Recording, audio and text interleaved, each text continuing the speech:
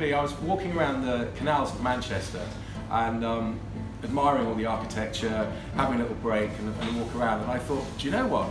Just while the sun came out, the clouds parted, and kind of hit the water, it took me back to a couple of years ago when I went on this amazing culinary tour of Venice. It was the first time I'd been to Venice, and just for that split second I was slightly daydreaming and imagining I was back in Venice.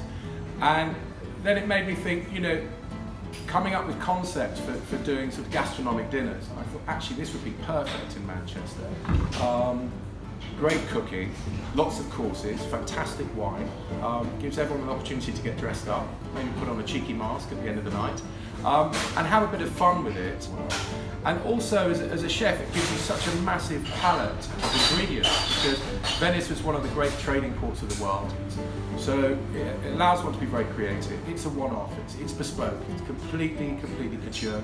It's one night only, that menu will only ever happen once. Just to kind of focus on Venice, and it's got this wonderful approach to cooking where it's not controlled and it's not tamed. It's very Italian, it's very passionate, it's very generous and memorable. I think, you know, to sit in Venice, start off with a glass of Prosecco, which of course is Venetian, and work your way through some of the great wines and some of those great classical Venetian dishes is just something you'll never, ever forget. And we put together 5 great dishes that all work together, they all weave together. For me, you know, it starts off with a little amuse-bouche, and again, there's an interesting twist on that. It's got an influence of coconut in it, because they used to bring those in from North Africa and Egypt, working through. Then we've got octopus, you know, delicious if it's done well.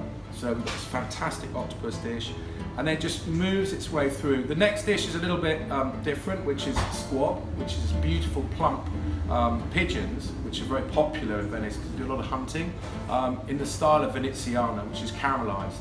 So it's lovely, lovely, sweet and succulent. And then finally, something that Venice does beautifully is salt cod.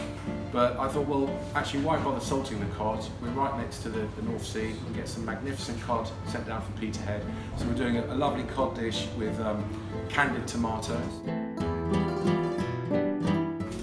Starting off with very simple vegetables. Got some little leeks here, just chopped up. Some lovely sweet shallots.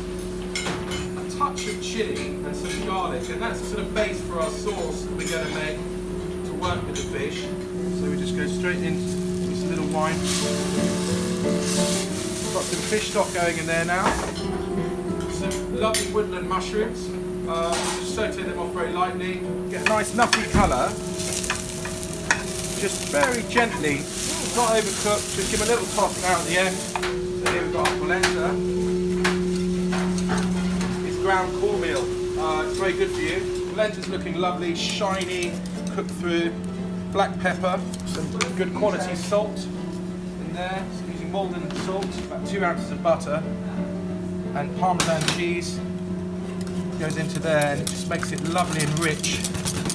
Whisk, oh, you can just smell that as the cheese melts into the polenta. It's just starting to thicken, so you've just got the stock and the wine in there with the vegetables all coming together.